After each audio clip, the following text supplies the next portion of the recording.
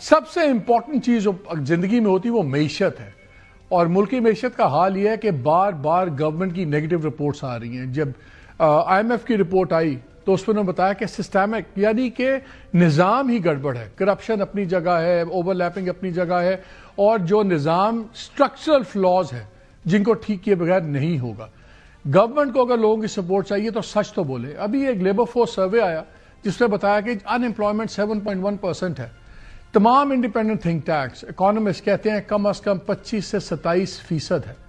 اسی طرح باقی بھی جتنے اعداد و شمار آتے ہیں وہ آپ کو نظر آتا ہے کہ کوئی ان کو ایگری نہیں کرتا۔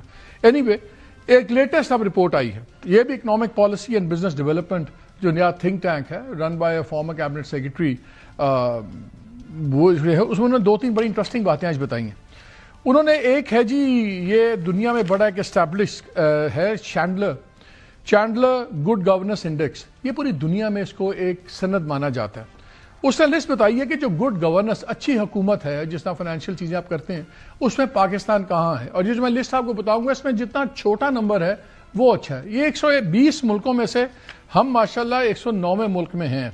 ہم نے رینکنگ ہماری یعنی کہ ہمارے سے کوئی 11 ملک نیچے ہیں، باقی سب ہمارے سے اوپر ہیں۔ پاکستان میں اس نے سکور کیا ہے 109 پوائنٹ، بھارت جو ہے وہ 71 پوائنٹ پہ ہے، بنگلہ دیش 95 پوائنٹ پہ ہے، ویتنام 48 پوائنٹ پہ ہے، اور ترکی 48 پوائنٹ پہ ہے۔ ہم 109 پہ ہیں ماشاءاللہ۔ لیکن اصل چیزیں ہیں جو اس کے اندر بھی آپ دیکھیے، جو گورنمنٹ افیکٹونیس ہے کہ کتنی گورنمنٹ فعال ہے، کیسے چیزیں کرتی ہے، اس میں صرف 30.6 یہ پوائنٹس آپ کے انٹرنل رینکنگ میں ہیں۔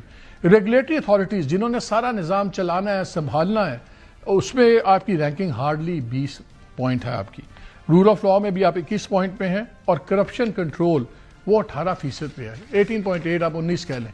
یہ ہیں ہماری اس وقت ایگزیکٹ اسٹرکچرل تھنگس، یعنی کہ رول آف لاء بہت برا، ریگولیٹری کوالٹی نہ ہونے کے برابر، اکاؤنٹیبلٹی بالکل نہیں، اور الارمنگ لیول پہ جو ہے وہ کرپشن کے اوپر آپ کا کنٹرول نہیں ہے۔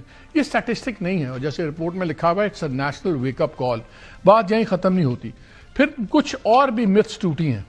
اس میں بتایا کہ جب کرنسی ریٹ لوگ کہتے تھے کہ نیچے آئے گی کرنسی تو ایکسپورٹس بڑھیں گی، ہمارے یہاں پہ الٹا حساب ہم نے دیکھا ہے، جب آپ کی کرنسی نیچے آئی تو آپ کی ایکسپورٹس ایکچولی اسٹیگننٹ ہوئی یا نیچے گئی، اور جب کرنسی بڑھی تو وہ 5.6 گروتھ اس نے شو کی۔ تو وہ فارمولا بھی ہمارے پہ ہی چل رہا۔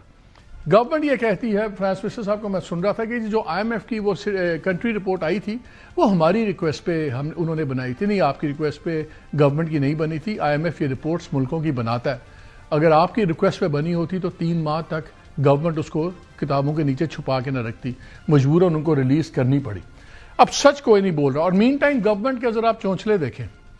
آج شہباز رانا کی 30 نومبر کی بڑی اچھی خبر ہے ایکسپریس ٹریبیون کی، جس میں وہ بتاتے ہیں کہ 43 ارب روپیہ یہ پارلیمنٹیرینز کی سکیمز کے لیے دیا جا رہا ہے، اب ریلیز کیا جا رہا ہے۔ اپروو کچھ ہفتے پہلے 27ویں امینڈمنٹ سے پہلے اپروو ہوا تھا۔ کیوں اس سے پہلے؟ کیا امینڈمنٹ کے لیے ووٹ چاہیے تھا یا ویسے اپروو ہوا تھا؟ وہ بھی ہوا۔ اور سب سے بڑا شیئر تقریباً 55% کے قریب صرف پنجاب کو جائے گا، اور یہ سرکاری جو ٹریجری ممبرز ہیں ان کے لیے ہے۔ یہ فنڈز یہ سب کچھ یہ لوکل گورنمنٹ کے لوگوں کے تھرو ہونے چاہیے تھے۔